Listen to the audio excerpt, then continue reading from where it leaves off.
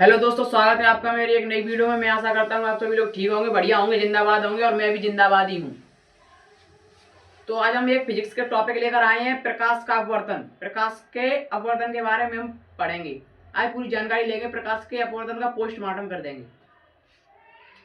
तो प्रकाश का अपवर्तन, रिफ्रैक्शन ऑफ लाइट, प्रकाश का अपवर्तन क्या होता है समझेंगे। जब कोई प्रकाश की किरण एक माध्यम से दूसरे माध्यम में प्रवेश करती है, जब कोई प्रकाश की किरण एक माध्यम से दूसरे माध्यम में प्रवेश करती है तो वो अपने मार्ग से विचलित हो जाती है। जब कोई प्रकाश किरण एक माध्यम से दूसरे माध्यम में प्रवेश करती है तो अपने मार्ग से विचलित हो जाती है। अगर जब कोई प्रकाश किरण वायु से सघन में जाएगी, जब कोई प्रकाश किरण विरल से सघन में जाएगी तो अपने अवलंब की ओर झुक जाएगी, अवलंब की ओर थोड़ा झुक जाएगी। और जब कोई प्रकाश की किरण सघन से विरल में जाएगी, जब कोई प्रकाश की किरण सघन से विरल में जाएगी तो वह अवलंब से दूर हट जाएगी। जब कोई प्रकाश किरण सघन से विरल में जाएगी तो वह अपने अवलंब से दूर हट जाएगी। तो इसी प्रकार पढ़ेंगे।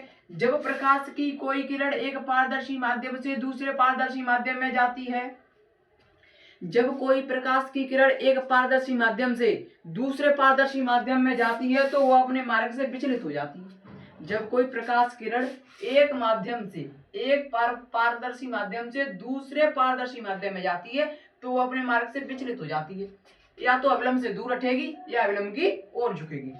इसे ही प्रकाश का अपवर्तन कहते हैं, इसे ही प्रकाश का अपवर्तन कहते हैं। जब कोई प्रकाश की किरण एक पारदर्शी माध्यम से एक पारदर्शी माध्यम से दूसरे पारदर्शी माध्यम में जाती है तो अपने मार्ग से विचलित हो जाती है, इसे ही प्रकाश का अपवर्तन कहते हैं।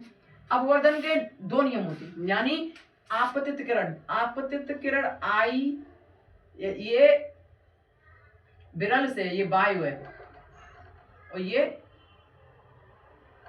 ये विरल माध्यम है, ये सघन माध्यम।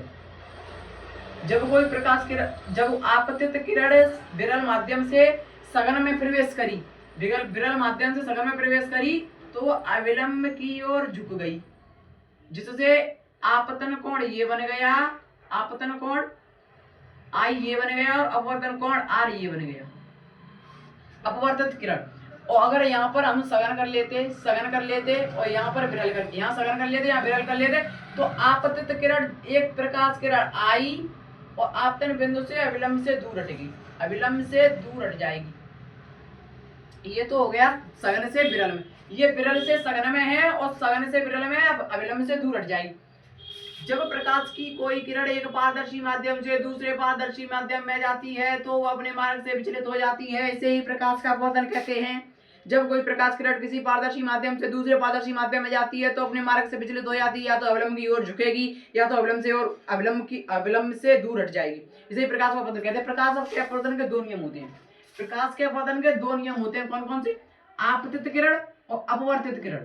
आपतित किरण, अपवर्तित किरण तथा आपतन बिंदु पर अविलंब तीनों एक ही तल में होते हैं। आपतित किरण और अपवर्तित किरण, आपतित किरण और अपवर्तित किरण पर अविलंब तीनों, आपतित किरण, अपवर्तित किरण और आपतन बिंदु पर अविलंब तीनों एक ही तल में होते हैं। दूसरा क्या नियम है? दो माध्यमों के लिए आपतन कोण आई की ज्या तथा अपवर्तन कोण आर की ज्या का अनुपात एक नियतांक होता है।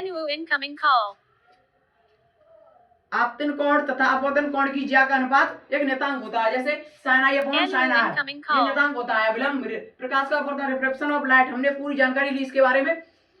जब कोई प्रकाश किरण एक पारदर्शी माध्यम से दूसरे पारदर्शी माध्यम में जाती है तो अपने मार्ग से थोड़ा विचलित हो जाती है, इसे ही प्रकाश का अपवर्तन कहते हैं। मैं आशा करता हूँ आपको ये समझ में आ गया होगा। यही मैं